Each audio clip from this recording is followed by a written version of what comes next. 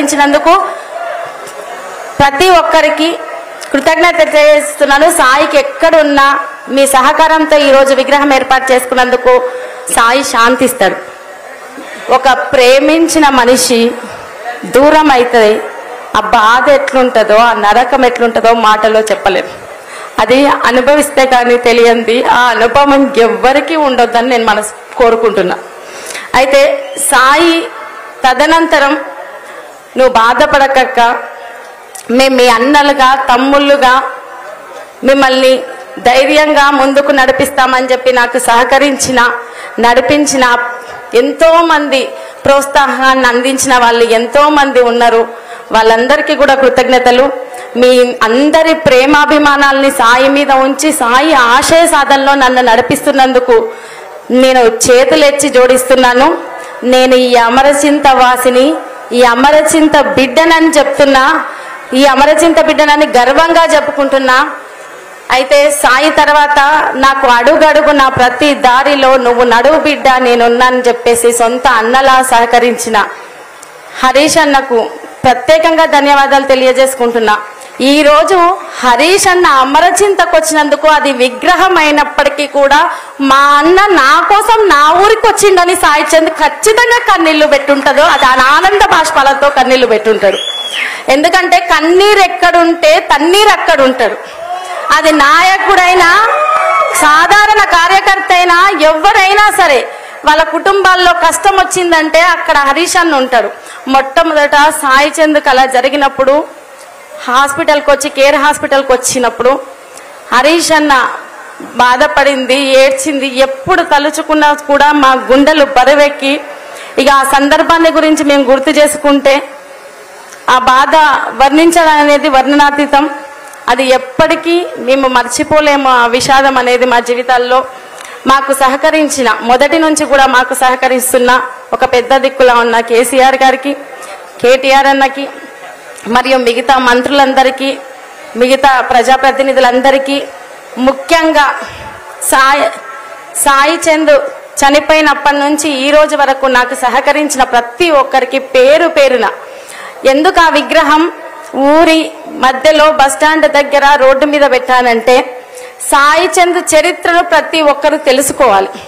అసలు సాయి చంద్ ఎలా ఎదిగాడు, తన సొంత గ్రామం నుంచి వెళ్ళి ఎంత ఉద్యమ స్ఫూర్తితో వెలిగాడని చెప్పేసి సాయి చంద్ ఆలోచన విధానంతో కూడిన 100 మంది సాయి చందులు తయారు కావాలని చెప్పి నేను ఆ విగ్రహం ఏర్పాటు చేయాలనుకున్నాను. దానికి ఎంతో మంది సహకారం అందించారు.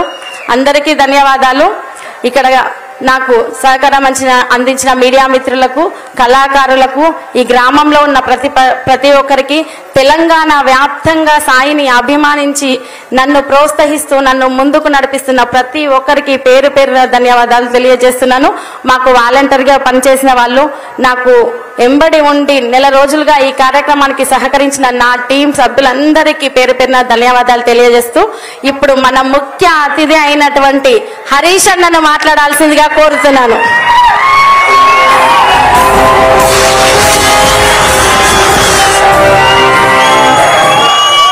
జోహార్ సాయి చంద్, జోహార్ సాయి చంద్, జోహార్ సాయి చంద్, జోహార్ తెలంగాణ అమరవీరులకు.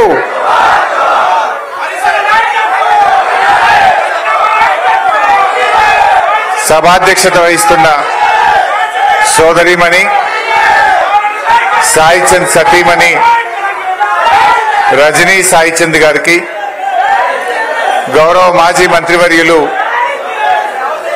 శ్రీనివాస్ గౌడ్ గారు, నిరంజన్ అన్న గారు, లక్ష్మారెడ్డి గారు, మిత్రులు ఆర్ఎస్ ప్రవీణ్ గారు, మాజీ శాసనసభ్యులు రామ్మోహన్ రెడ్డి గారు, ఆల వెంకటేశ్వర రెడ్డి గారు, రాజేందర్ రెడ్డి గారు, పట్నం నరేందర్ రెడ్డి గారు,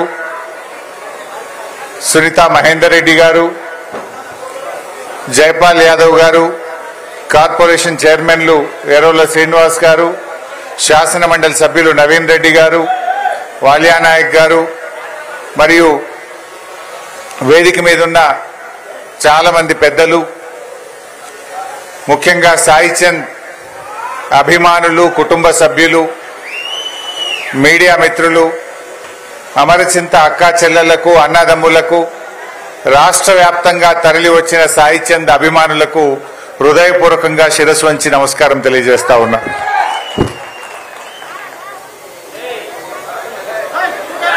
నిజంగా సాయి చంద్ మనను వీడిపోయి 2 సంవత్సరాలైందంటే నేను నమ్మలేకపోతా ఉన్నాను. కాలం గడిచింది, సాయి జ్ఞాపకాలు నా మదిలో, మనందరి మదిలో మాత్రం ఇంకా తిరుగుతూనే ఉన్నాయి. సాయి చంద్ను మనం కొంతమంది ఒక గాయకుడిగా చూస్తారు. సాయి ఒక గాయకుడే కాదు, ఒక ఉద్యమకారుడు, తెలంగాణ ఉద్యమకారుడు, ఒక కవి, ఒక రచయిత, ఒక వాగ్గేయకారుడు, ఒక అద్భుతమైనటువంటి గాయకుడు సాయి చంద్. నిజంగా సాయి కేసీఆర్ గారికి, కోట్లాది మంది తెలంగాణ ఉద్యమకారులకు, బీఆర్ఎస్ కుటుంబ సభ్యులకులో ఒక కుటుంబ సభ్యుడిగా మారాడు సాయి చంద్. చాలా మంది సాయిని ఒక గాయకుడిగా చూడలే. ఇందాక సునీత చెప్పింది, ఇంటికి పిలిచి బట్టలు పెట్టాను అని. బట్టలు ఎవరికి పెడతాం? తమ్ముడికి పెడతాం, తోబుట్టుకు పెడతాం, ఆడబిడ్డకు పెడతాం. అలా కోట్ల మంది ప్రజల హృదయాల్లో సాయి నిలిచిపోయాడు.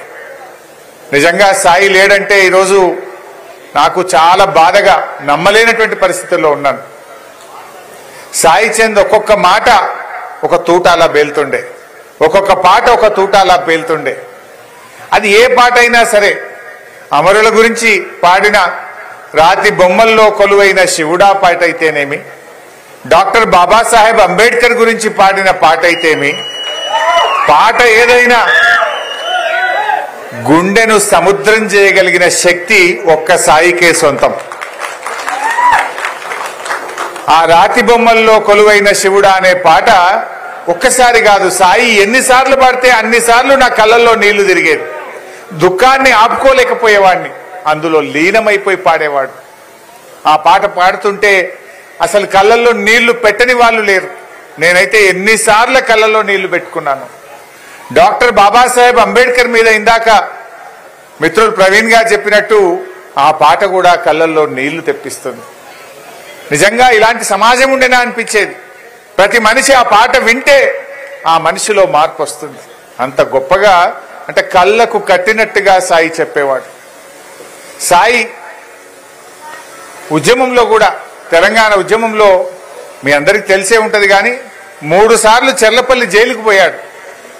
జైలుకు పోయినా బాధపడలే. తెలంగాణ కోసం జైలుకు వెళ్తున్నా అని ఆనందంగా జైలుకు వెళ్ళాడు.